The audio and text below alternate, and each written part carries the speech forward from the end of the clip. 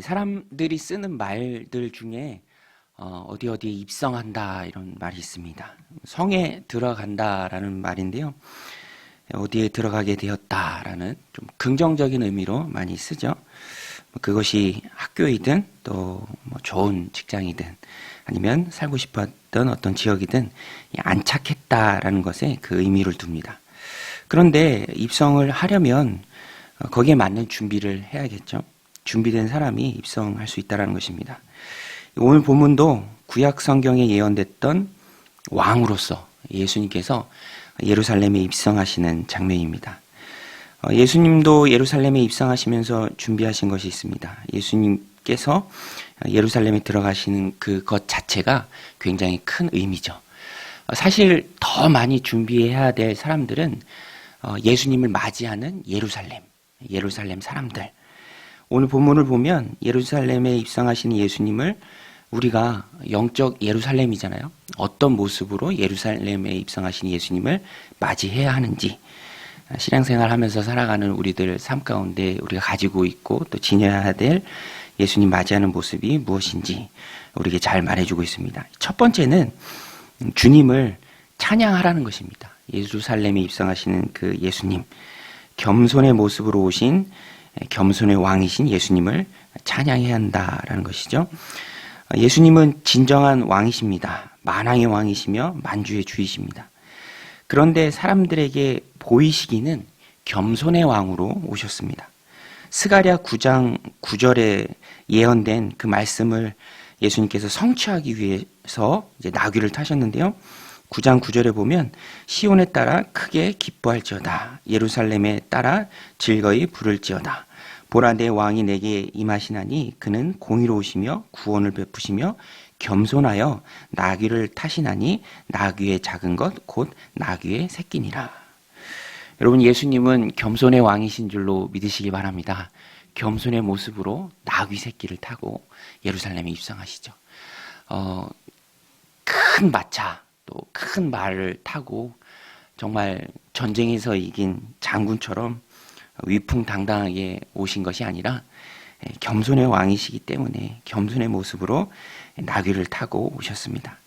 29절 30절에 보면 이것을 이제 예수님께서 제자들을 시켜서 준비하시죠. 감람원이라 불리는 산 쪽에 있는 벳바게와 베다니에 가까이 가셨을 때 제자 중 둘을 보내시며 이르시되 너희는 맞은편 마을로 가라. 그리로 들어가면 아직 아무도 타보지 않은 나귀 새끼가 매여 있는 것을 보리니 풀어 끌고 오라.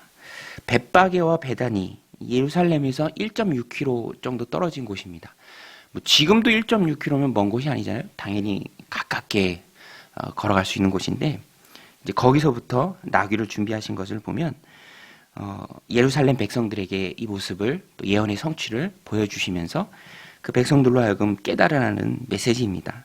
진짜 왕, 공의의 왕, 겸손을 베푸시는 그 왕이 너희들 가운데 오셨다라는 것을 보고 깨달으라는 것이죠. 예수님은 왕으로 오셨지만 보통의 인간 왕과는 달랐습니다. 주님은 온 세상을 구원하시는 왕이십니다. 겸손의 왕이라는 것은 자기를 버려 하나님의 택한 백성들을 구원의 길로 인도하는 그런 주님이시죠. 그런 왕이십니다. 그래서 친히 겸손히 나귀 새끼를 타고 오신 것입니다. 나귀 새끼를 타고 오신 온유와 평강의 왕이 바로 우리 주님이십니다. 평강의 왕이신 예수님으로 인해서 나에게 참된 평화가 임한 것이죠. 그래서 우리는 그 예수님을 맞이하면서 겸손의 왕이신 예수님을 맞이하면서 예수님을 찬양해야 합니다. 목소리 높여서 자랑해야죠. 와, 예수님이 이런 분이시다. 겸손의 왕이시다. 공의를 이 땅에 이루시는 분이시다. 예수님으로 인해서 내가 구원받았다. 그래서 온 제자와 무리는 힘껏 예수님을 찬양했습니다. 오늘 말씀 38절인데요. 우리 38절 말씀 같이 한번 읽어보겠습니다. 시작. 이르되 찬송하리로다 주의 이름으로 오시는 왕이여 하늘에는 평하여 가장 높은 곳에는 영광이로다 하니. 아멘. 예수님을 왕으로 모신 우리는 이렇게 열심히 목소리 높여서 예수님을 찬양해야 합니다. 주님이 보여주신 그 겸손을 내가 본받아야죠. 겸손과 평화의 왕으로 나귀 새끼를 타고 오신 예수님을 우리가 본받아야 합니다. 겸손히 나를 낮추며 주님의 사명을 감당하며 우리가 살아야 합니다. 오늘 예수님이 예루살렘에 입성하시면서 보여주셨던 것처럼 겸손의 모습 우리가 본받고 그 겸손을 우리들 삶 가운데 실천하며 나아가는 저 여러분들이 다 되시길 바랍니다. 또 예수님은 예루살렘에 입성하시면서 보여주신 모습이 있는데 우시는 모습이었습니다. 오늘 말씀 41절인데요. 가까이 오사 성을 보시고 우시며 예루살렘이 이제 눈앞에 쫙 펼쳐졌습니다. 그 도성이. 저도 예루살렘 성지순례 때 신대원 3학년 때 성지순례 가면서 이제 예루살렘 높이 있잖아요. 거기를 이제 버스를 타고 다 같이 올라가는데 참 여러 가지 마음이 들더라고요. 참 의미 있는 도시죠. 그런데 예수님은 그 예루살렘 도시를 이제 사람화 시키면서 그 예루살렘에 살고 있는 사람들을 보시면서 너무 안타까우신 거예요. 겸손의 왕으로 오시는데 그 안에 있는 사람들은 이기심, 그 시기심, 자기만 생각하는 마음으로 똘똘 뭉쳐 있어서 예수님을 모르는 거죠. 예수님께서 우셨다라고 되어 있는데 이게 그냥 눈물을 글썽인 정도가 아닙니다. 여기서 우셨다라고 사용된 단어가 예수님 잡히시던 날 밤 베드로가 통곡했다라는 단어와 똑같은 단어입니다. 그러니까 예수님은 예루살렘 도심을 보시면서 통곡하신 것이죠. 왜 그토록 크게 우셨는가? 가깝게는 지금 그들의 암울한 미래를 보고 계시기 때문에 그렇습니다. AD 70년에 이 예수님 이후 한 3, 40년 후죠. AD 70년에 이제 로마 티토 장군에 의해서 예루살렘 성이 완전히 불타고 성벽, 예루살렘 성전은 다 무너지고 완전히 함락되는 그 심판의 모습을 보시면서 우시는 겁니다. 예루살렘으로 비유된 그 백성들의 무지를 안타까워하시면서 눈물을 흘리는 것이죠. 부모도 간혹 자녀가 너무 말을 안 들으면 너무 곁길로 나가면 그 자녀의 앞에 있는 그 인생의 어두움을 보면서 살아봤으니까 다 알잖아요. 그걸 보면서 눈물 흘리는 것처럼 똑같은 거죠.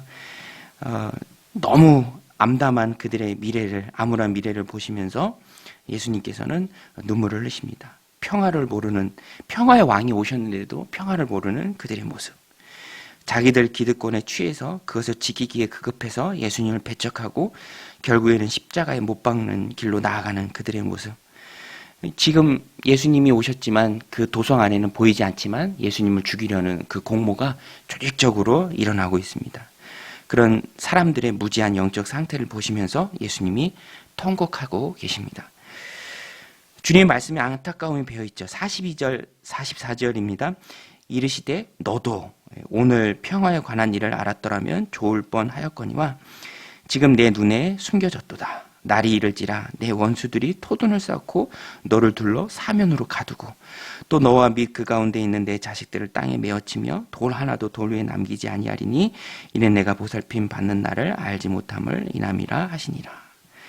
깨닫지 못하는 예루살렘으로 비유된 그 백성들, 심판당할 날을 보시면서 주님은 안타까워하시고 또 통곡하고 계십니다.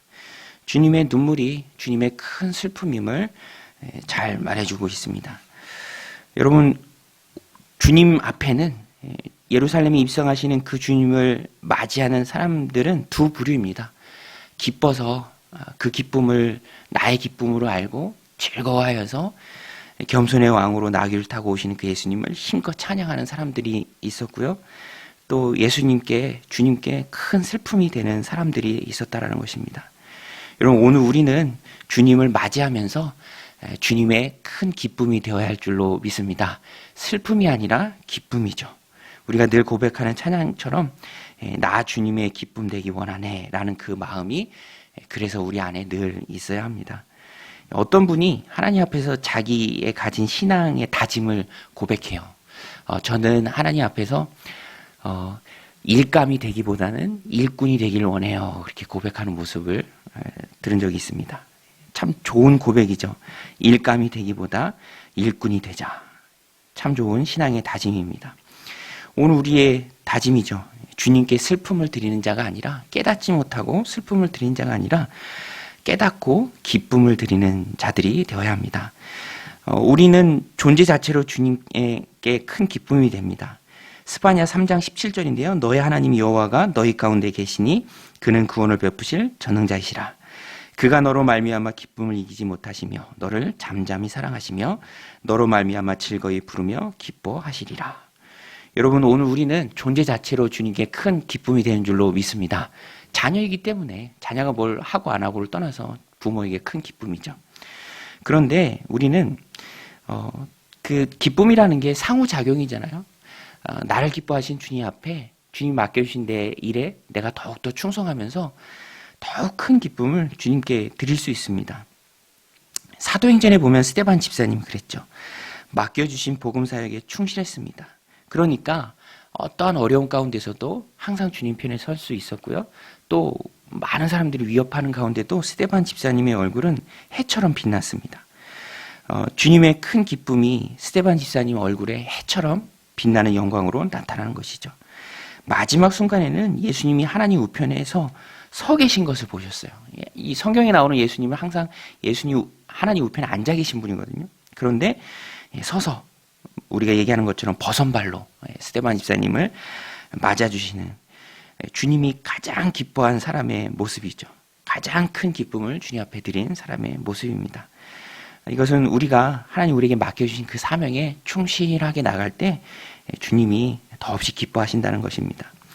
오늘 우리가 주님께 받은 그 사명, 각자의 자리에서 각자의 모습으로 믿음의 분량만큼 충성하며 나아가면 주님은 그런 모습을 바라보시면서 흡족히 여기시고 기뻐하신다라는 것입니다. 왕으로 예루살렘에 입성하신 주님을 맞이하는 성도의 가장 바람직한 모습은 충성하는 것이고요. 주님을 잘 믿고 섬기는 것입니다. 그 이름 앞에 무릎 꿇고 경배하고 찬양을 올려드린 것이죠. 주님이 보여주신 그 겸손을 내가 본받고 맡겨진 사명에 충성하며 나아가는 것입니다. 이제 곧 고난주간이 다가오고 있는데요. 오늘 우리들의 삶이 주님을 맞이하는 그 삶이 항상 겸손한 모습으로 주님 찬양하고 맡겨주신 사명에 충실하게 나가는 것. 슬픔을 드리는 것이 아니라 큰 기쁨을 드리는 저 여러분들의 삶이 다 되시기를 주님의 이름으로 간절히 축원드립니다.